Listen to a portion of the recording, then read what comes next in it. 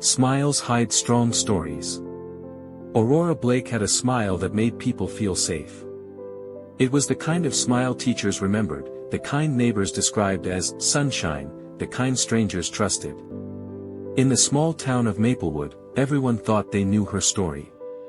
They didn't. Because smiles often hide strong stories. Aurora grew up in a modest apartment above her mother's tailoring shop. The hum of the sewing machine was the soundtrack of her childhood. Fabric scraps were her toys, and late-night whispers about bills were her lullabies. Her father had left when she was 8, not with a dramatic goodbye. Not with a fight. Just a note on the kitchen table and silence that echoed for years. Aurora remembered that morning clearly. Her mother standing still, holding the paper. The sunlight coming through the window. The world changing without warning. But when her mother turned around, eyes wet and voice shaking, Aurora did something unexpected. She smiled. "I'll help you, Mom," she had said. She was 8. From that day on, Aurora became more than a daughter. She became a quiet warrior. In school, she was the cheerful one. The girl who laughed easily, the one who helped others with homework. Teachers admired her maturity. Friends leaned on her when they were heartbroken. No one noticed that she never talked about her own sadness. No one noticed how she rushed home every day to fold clothes, manage orders, and cook dinner before finishing her homework at midnight. No one noticed the exhaustion behind her bright eyes. But Aurora never complained. She believed something powerful: pain is not a reason to stop. It is a reason to rise. High school brought new challenges. Maplewood wasn't kind to dreamers. Most students planned to stay, work local jobs, and repeat the same cycles. But Aurora had a dream bigger than her circumstances. She wanted to become a psychologist. She wanted to understand pain. She wanted to help people who smiled through storms. She wanted to be the person she wished she had when her father left. But dreams require resources, and resources were scarce. College brochures felt heavy in her hands. Tuition numbers looked impossible. Scholarships were competitive. Time was limited. Still, Aurora smiled. She applied for every scholarship she could find. She worked weekends at a cafe. She saved every tip in a jar labeled "Future." Customers often told her, "You're always so happy." She would nod politely. They didn't know she had studied until 2 a.m. the night before. They didn't know her mother's back pain had worsened. They didn't know the electricity had almost been cut off twice that winter. Smiles hide strong stories. One evening, after a long shift, Aurora found her mother sitting quietly in the shop. "I'm sorry I can't give you more," her mother whispered. Aurora knelt beside her and took her hands. "You gave me strength," she replied. "That's more than enough." And she meant it. Weeks later, a thick envelope arrived in the mail. Aurora held it with trembling hands. Her heart pounded so loudly she could hear it. She opened it slowly. She had received a full academic scholarship. For the first time in years, Aurora didn't smile. She cried. They were tears of relief.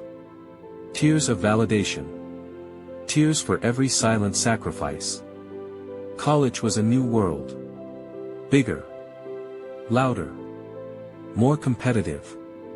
Aurora felt small at first. Other students came from comfortable homes. They spoke confidently about vacations, networks, and connections. They didn't carry the weight she carried. But Aurora had something they didn't. Resilience. She attended every lecture prepared. She asked questions. She volunteered in counseling centers. She listened more than she spoke. Her professors noticed her depth. Not just intelligence, but empathy. When classmates struggled with anxiety, Aurora was the one they called. When someone felt invisible, she noticed. Because she knew what invisible felt like. Yet even in college, her smile remained her armor. During her second year, her mother fell seriously ill.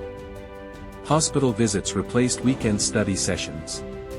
Medical bills piled up again. Aurora considered dropping out.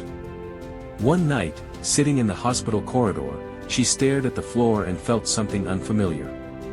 Doubt. What if I can't do this, she whispered to herself. For the first time in years, she didn't feel strong. But strength is not the absence of weakness. It is the decision to keep going despite it. Aurora picked up her notebook and began researching grants for medical assistance. She spoke with her professors honestly about her situation. She adjusted her schedule. She worked part-time online tutoring sessions between hospital visits. She was tired. But she refused to surrender. Her mother recovered slowly. Not fully, but enough. Aurora returned to campus with heavier responsibilities, but an even stronger purpose. She graduated with honors. The day she walked across the stage, wearing her cap and gown, she searched the audience for one face. Her mother. Sitting in the front row. Clapping with trembling hands. Smiling through tears. Aurora's smile that day was different. It wasn't hiding pain. It was celebrating survival. After graduation, Aurora opened a small counseling practice in Maplewood. Some people were surprised she came back. You could have stayed in the city, they said. But Aurora remembered the girl she once was. The one who needed guidance. The one who smiled so no one would worry. She wanted to build something meaningful where it mattered most. Her office was simple. Soft chairs. Warm lighting. A shelf filled with books about healing and growth. And a sign on the wall that read, "Your story matters." At first, clients trickled in slowly. Teenagers battling pressure. Mothers overwhelmed by responsibility. Men taught never to cry. Aurora listened. Really listened. She didn't just hear words. She heard pauses. Hesitations. The pain behind practiced smiles, and when they said, "I'm fine," she gently replied, "You don't have to be fine here." Because she understood. Years passed. Her practice grew.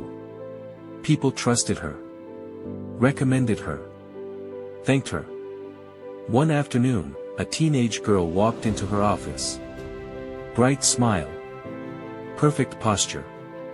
Straight a student. "I don't know why I'm here," the girl said. "Everyone thinks I'm doing great." Aurora saw herself in her. She leaned forward softly. "Sometimes," she said, "the strongest people are the ones carrying the most." The girl's smile cracked. And tears followed. In that moment, Aurora realized something profound. Her pain had never been wasted. It had prepared her. Proof that broken homes don't define your future. Proof that financial hardship doesn't limit your destiny. Proof that silent struggles build unshakable strength. One evening, after closing her office, Aurora walked past her mother's old tailoring shop. It had been renovated, but she could still hear the faint memory of the sewing machine. She stood there for a moment, reflecting. She had once believed strength meant never breaking. Now she knew better. Strength means breaking, and rebuilding anyway. As she walked home, the sunset painted the sky in shades of gold and pink, the same colors she used to watch from the apartment window as a child. Only now, she wasn't watching with fear. She was walking with confidence. Aurora Blake's story was never about a smile. It was about endurance. It was about choosing hope when circumstances demanded despair. It was about standing tall when life tried to bend her. And most importantly, it was about understanding that smiles can hide strong stories, but strong stories also create the most powerful smiles. Because behind every calm face may live a storm that taught it how to shine. And if you ever meet someone who smiles gently, carries themselves with quiet grace, and seems fine no matter what, remember Aurora Blake. Remember that resilience is often silent. And remember this: You don't know how strong someone is until you understand what they survived. Smiles hide strong stories. But those stories, they build legends.